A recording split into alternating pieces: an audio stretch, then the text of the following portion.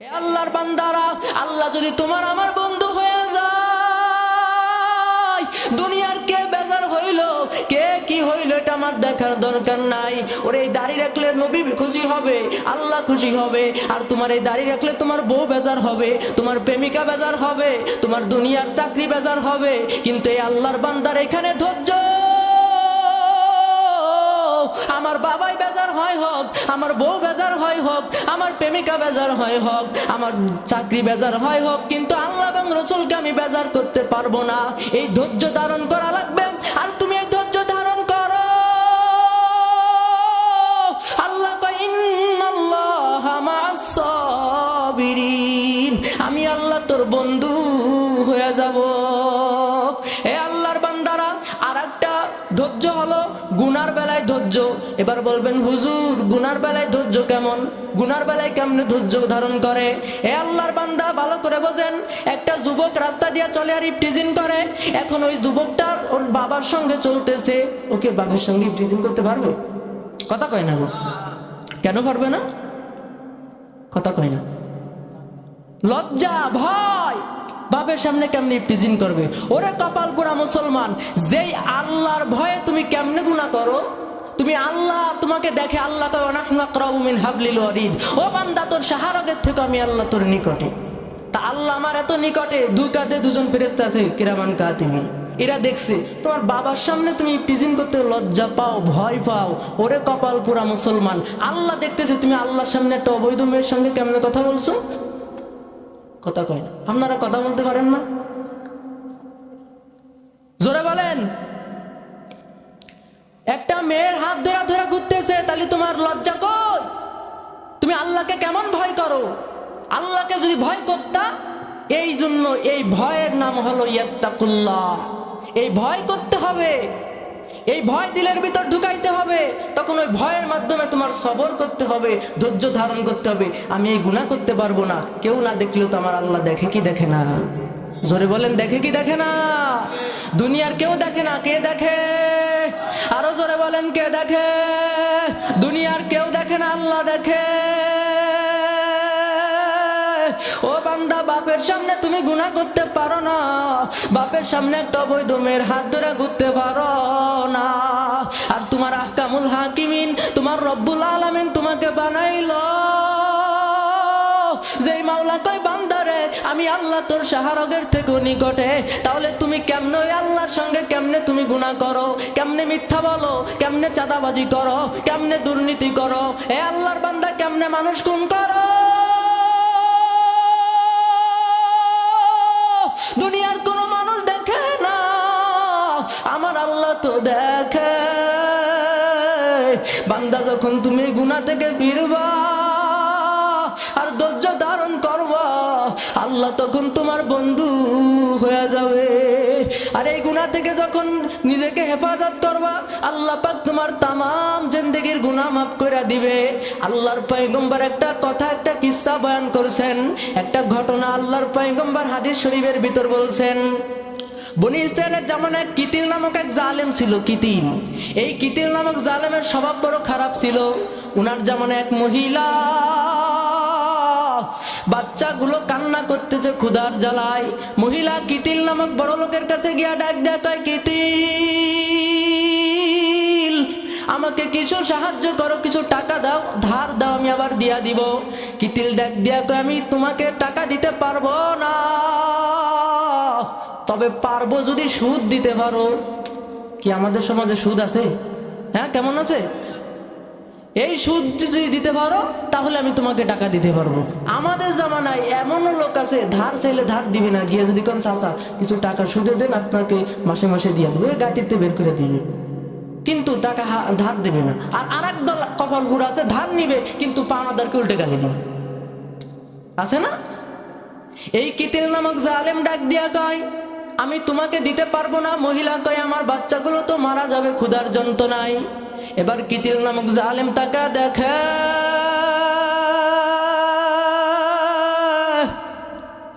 ওই মহিলার চেহারাটা বড় সুন্দর। ওই সুন্দরী নারীকে ডাক দেয়া কয়, সুন্দরী নারী, আমি তোমাকে টাকা দিতে পারবো যদি তুমি আমার সঙ্গে জিনা করতে পারো। এবার মহিলাটা তো অভাবে কিন্তু চরিত্র নষ্ট হয়, কারণ দরিদ্র হইল কুপরির দিক নিয়ে যায়। নবী কয় দরিদ্র মানুষের কুপরির দিক ঠেলে দেয়। এবার মহিলা রাজি হয়ে গেছে। রাতের বেলায় মহিলার ঘরে কিতিল হাজির, জিনা করবে। এমন সময় ওই মেয়েটা থরথর করে কাঁপছে। কিতিল নামক জালিম ডাক দিয়া কয়, এ মহিলা তুমি কান্দো কেন আর তুমি কাঁপতেছো কেন? আমি তো তোমাকে জোর করি নাই, তুমি তো নিজের থেকে বলছো। ওই মহিলা ডাক দিয়া কয়, রে কিতিল, আমি ভয় করতেছি, এই জন্য আমি টাকা ধার নিছি অভাবে পইরা, টাকা লাভে নিছি এই সত্ত্বে তোমার সঙ্গে জিনা করব। কিন্তু এই ভয় লাগে, আমি যদি আজকে রাতের বেলায় যদি মইরা যাই তাহলে আমি মালিকের আদালতে একটা জিনাকারিনী হয়ে উঠব। এই ভয়ে আমি কাঁপতেছি। এই কিতিলের ভিতর ভয় ঢুকে গেছে। কিতিল এবার বলতেছে, মহিলা তুমি সামান্য একটা মহিলা হইয়া আল্লাহর ভয় দিলের ভিতরে তো ঢুকাইছো। আর আমি তো সারা জীবন এমন কোনো গুনাহ নাই যে করি নাই, আমার সঙ্গে আর জিনা করা লাগবে না। আমি খাঁটি তওবা করছি, আর থেকে আর গুনাহ করব না। আমি তওবা করতেছি আল্লাহর দরে, আর গুনাহ করব না। কিন্তু তবে তোমাকে যেই টাকা দিছি এই টাকাগুলো আমি সটকা করে দিলাম, দান করে দিলাম। এবার আল্লাহর কি কুদরত, ওই দিন রাতের বেলায় কিতিল নামক জালেম দুনিয়া থেকে বিদায় হয়ে গেছে। আর এলাকাবাসী বলতেছে লোকটা মারা গেছে, তবে ভালোই হয়েছে। দেখবেন আমাদের সমাজে এমন লোক আছে, এত বড় খারাপের খারাপ, মরে গেলে প্রতিবেশী খুশি হয়, কই মারা গেছে তবে ভালোই হয়েছে। কয় জালিম মারা গেছে ভালো হয়েছে, এই জন্য কবি কয় এমন জীবন করিও গঠন, মরিলে হাসিবে তুমি কাঁদিবে ভুবন। এমন জীবন করিও না গঠন, মরিলে কাঁদিবে তুমি হাসিবে ভুবন। এবার এই কিতিল নামক জালেম দুনিয়া থেকে বিদায় হয়ে গেছে। প্রতিবেশী বলতে লাগলো জালিম মারা গেছে তবে ভালোই হয়ে গেছে, জালিম বিদায় হয়ে গেছে ভালোই হয়ে গেছে। এবার কিতিলের দরজা আল্লাহ কুদরতি ভাবে লেখা দিছে, এ তোমরা কিতিলের জালিম বইর না, আমি ওর তওবা কবুল করে নিয়েছি। ও আল্লাহর বান্দারা, যদি তওবা করার মতন করতে পারেন, আর ওই যে কিতিল যে ধৈর্য ধারণ করছে, কত বড় মারাত্মক ধৈর্য কি বুঝছেন? জিনা করতে গেছে থেকে ফিরে আসছে, যে ধৈর্য ধারণ করছে, আল্লাহ পাক খুশি হইয়া তার তামাম জিন্দেগির গুনাহ মাফ করে দিছে। আর আমি আপনিও যদি গুনাহ থেকে যদি ধৈর্য ধারণ করতে পারি, আমার আল্লাহ অবশ্যই আপনার আমার সব গুনাহ মাফ করে দিবে। এ আল্লাহর বান্দারা, আল্লাহু আকবার।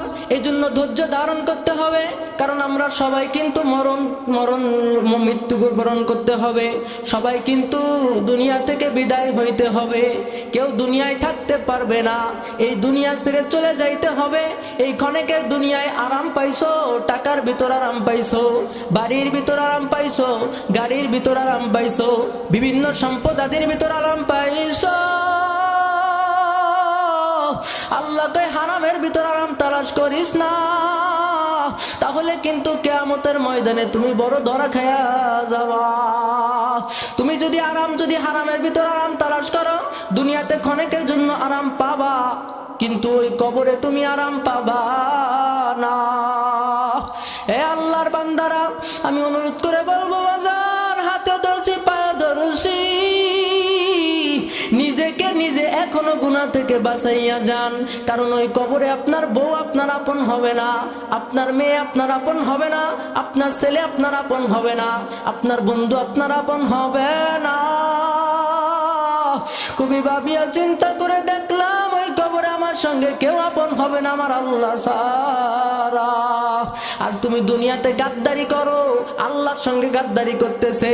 আল্লাহ বলছে সুদ খাইস না, ও বেশি করে সুদ খায়। আল্লাহ কইছে ওই যে অবৈধ যে সব সুন্দরী সুন্দরী মাইয়া দেখো, ওদের পাশে ঘুরিস না রে কপাল পোড়া।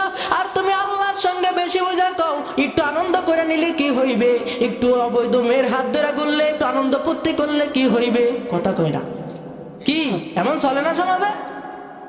আমাদের কি করতে হবে? নিজেদের এর থেকে বাঁচাইতে হবে। কারণ আপনি তো আল্লাহ থেকে বেশি বুঝতেছেন। আল্লাহ কয় করতে হবে না, করিস না, আর কয় করলে কি হবে, পরে তওবা করে নিব। পরে যে তওবা করবেন আপনার এর কোনো গ্যারান্টি আছে? এই যে এখানে আমরা আসছি, এখান থেকে বাড়ি যাবেন, কি গ্যারান্টি?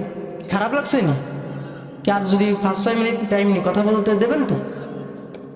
আল্লাহ, এই জন্য আল্লাহর বান্দারা নিজেকে আল্লাহর ভয় নিজের দিলের ভিতর ঢুকাইতে হবে। কারণ সবাই পরীক্ষার্থী, আমরা পরীক্ষা দেওয়ার জন্য দুনিয়াতে আসছি রে বাজান। নবীদেরও পরীক্ষা হয়েছে, দেখেন কেমন পরীক্ষা হয়েছে। আইয়ুব আলাইহিস সালাম এত পরীক্ষা দিয়েছে, সমস্ত শরীরে পোকা লাইগা গেছে। আইয়ুব আলাইহিস সালাম আল্লাহকে বলছিল, হ্যাঁ বাদশাহী চলে গেছিল না, জানেন না ঘটনা? বাদশাহী চলে গেছে, ক্ষমতা চলে গেছে, বউ চলে গেছে, কিচ্ছু নাই, খালি একমাত্র রহিমা আছে। কিন্তু বাড়ির থেকে তারা দিছে, এলাকা থেকে তারা দিছে, এরপরও আল্লাহকে ভোলে নাই। আল্লাহ পাক আইয়ুব আলাইহিস সালামের ধৈর্য, এই ধৈর্যর পরীক্ষায় উত্তীর্ণ হওয়ার পর আল্লাহ পাক তাকে আবার সব ফিরিয়ে দিছে। আল্লাহর পয়গম্বর ইব্রাহিম আলাইহিস সালাম, পয়গম্বর ইব্রাহিম আলাইহিস সালামের পরীক্ষাটা কেমন বাজান একটু খেয়াল করে শোনেন। আল্লাহর পয়গম্বর ইব্রাহিমকে যখন আগুনের ভিতর ফেলানো হইল, ধৈর্য ধারণ করছে, আল্লাহ পাক এই ধৈর্যর ফল দিয়ে দিয়েছেন। এমনকি বুড়ো বয়সে একটা সন্তান হয়েছিল, যার নাম ইসমাইল। আল্লাহ ডাক দেয়া কয়, রে ইব্রাহিম, আমি তো পরীক্ষার জন্য পাঠাইছি, দেখি তোমার দিলের ভিতর ইসমাইলের মায়া বেশি না তোমার আল্লাহর হুকুমের মায়া বেশি? আল্লাহু আকবার। ইব্রাহিম আলাইহিস সালাম, এবার আল্লাহ ডাক দেখো, ইব্রাহিম কলিজার টুকরা সন্তানের একটু জবাই করো। এখন যদি আপনার কেউ যদি কয় আপনার ছেলেটাকে জবাই করেন, যদি আপনার বন্ধু কয়, আপনার কেমন লাগবে? পারবেন? সম্ভব? কোনোদিন সম্ভব? কিন্তু ইব্রাহিম তো কার পাগল? কোনো মায়ের পাগল? হ্যাঁ, কোনো নারীর পাগল না বাচ্চা পাগল? ক্ষমতার পাগল ছিল বুঝি? কিসের পাগল ছিল? আল্লাহর পাগল। জোরে বলেন কার পাগল ছিল? আরো জোরে বলো কার পাগল ছিল? আর আমরা কিসের পাগল? দুনিয়ার পাগল। আমরাও পাগল হইতে হবে কার? আরো জোরে বলেন কার? আল্লাহর পাগল হইতে হবে। এবার ইব্রাহিম আলাইহিস সালামকে বলল, রে ইব্রাহিম, ওই বুড়ো বয়সের যে সন্তান পাইছ, ইসমাইলের জবাই কর। আর কোনো কথা নাই, সন্তানের লইয়া জবাই করার জন্য গেল। সন্তানের গলায় ছুরি চালায়, কিন্তু গলা কাটে না। কার হুকুম? আল্লাহ বলছে, খবরদার ছুরি আমার বন্ধুর ছেলে ইসমাইলের গলায় যেন ছুরির আঘাত লাগে না। আল্লাহর কথা শুনে কি শুনে না? মন বিশ্বাস হয়? হয়? জোরে বলেন হয়? আল্লাহর কথা ছুরিতে শোনে কি শোনে না? তাহলে ছুরি দামি না আপনি দামি? ছুরি দামি না আপনি দামি? আল্লাহ কইনি ছুরি হইল সব থেকে দামি। আল্লাহ কইছে আশরাফুল মাখলুকাত মানুষ, আপনি দামি সব থেকে, জিনিস থেকে আপনি দামি, এমনকি ফেরেশতার থেকে আপনি দামি। কিন্তু আল্লাহ আপনার কথা শুনবে না কেন? ছুরিতে যদি আল্লাহর কথা শুনে, তাহলে আপনি কেন আল্লাহর কথা শুনবেন না? তাহলে গাদ্দার কি ছুরি না আপনি আর আমি? আমরাই তো খারাপ। ছুরিতে আল্লাহর হুকুম শুনলো, কিন্তু আমরা মানুষে আল্লাহর হুকুম মানলাম না। এবার আল্লাহ ডাক দেয়া কয়, ইব্রাহিম জলদি করে জমিনে যা। আমার ইব্রাহিম তো আমার আশেক সন্তানের মায়া করে না। জলদি করে জান্নাত থেকে কিছু দুম্বা নিয়ে একটা দুম্বা লইয়া ইসমাইলের গলার তরে দিয়া দাও, ইসমাইলের সরায়া দাও। যখন ছুরি চালা দিছে,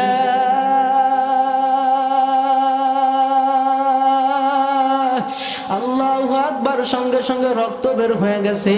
ইব্রাহিম আলাইহিস সালাম মনে করছে আমার আদরের সন্তান ইসমাইল জবাই হয়ে গেছে। এবার চোখ খুলে দেখে আমার ইসমাইল পাশে দাঁড়ানো। এবার ইব্রাহিম আলাইহিস সালাম ডাক দেয়া কয়, বাবা তুমি কেন জবাই হইলা না? কি হইল কিছু বুঝলাম না। কোথা থেকে দুম্বা হাজির হয়ে গেল? তোমাকে তো জবাই করাই লাগবে, কারণ আল্লাহর হুকুম হয়ে গেছে। আমি আল্লাহরে বড় রাজি করতে চাই। এমন সময় আল্লাহ পাক ডাক দেয়া কয়, ওয়ানাদাইনাহু ইয়া ইব্রাহিম قد صدقت الرؤيا إنا كذلك نجزي المحسنين। বন্ধু গো, তোমার পাগলামি দেখছি, আর পাগলামি করা লাগবে না। তুমি তো তোমার পরীক্ষায় ধৈর্য আর ঈমানের পরীক্ষায় উত্তীর্ণ হয়ে গেছো, তুমি আজ থেকে আমার বন্ধু খলিল। ও আল্লাহর বান্দা, আমি আপনিও যদি পরীক্ষায় যদি পাশ করতে পারি, ধৈর্য ধারণ করতে পারি, বিপদ আপদের ভিতর যদি ধৈর্য ধারণ করতে পারি, আল্লাহ কয় বান্দারে তোরাও আমার বন্ধু হবি। বন্ধুর কাজ কি? ভালোবাসা।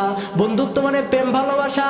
এ আল্লাহর বান্দারা, আল্লাহর সঙ্গে প্রেম করার ক্ষমতা ছাগল রাখে না, রাখে?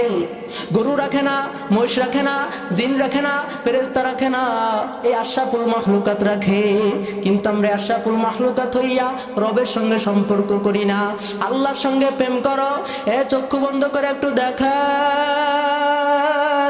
এ যুবক একটা মেয়ের সঙ্গে প্রেম করছো, ওই মেয়েটার প্রেমে পইরা তুমি সব কিছু ভুইলা গেছো, মনের ভিতর আর ভাল লাগে না, অশান্তি অশান্তি, ঠিক মতন খাই না, ঠিক মতন গোসল করে না, দুনিয়ার একটা মাসুকের পাগল হইয়া তুমি এতই পাগল হয়ে গেছো। আর আমার মাসুক মাওলাই ডাক দেয়া কয় উদুনি আস্তাজিবু লাকুম, ও বান্দা আয় আমার ডাক, কার কি প্রয়োজন? আমি আল্লাহকে ডাকো। আমি আল্লাহ প্রথম আসমানে এসে ডাকি উদুনি আস্তাজিব লাকুম, আমি আল্লাহকে ডাকো। আমি আল্লাহর সঙ্গে প্রেম করো, আমি আল্লাহর সঙ্গে ভালোবাসা করো। আল্লাহ পাক ডাকতেছে, আসো নাকি কোনো অভাবী, আসো নাকি কোনো দরিদ্র, আসো নাকি কোনো অভাবী, আসো নাকি কোনো বিপদগ্রস্ত, আমি আল্লাহর কাছে এসে ডাকো।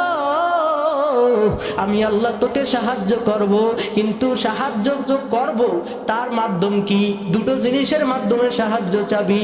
এই দুটো জিনিস হলো, এক হলো নামাজ, নামাজ সালাত, আউয়ালু মা ইউহাসাবু বিহিল আবদু ইয়াউমাল কিয়ামাতিস সালাত। বাজাঙ্গ, এই নামাজের হিসাব কিন্তু কিয়ামতের ময়দানে হবে। কিন্তু নামাজের বেলায় ধৈর্য নাই, ইবাদতের বেলায় ধৈর্য নাই, গুনার বেলায় ধৈর্য নাই।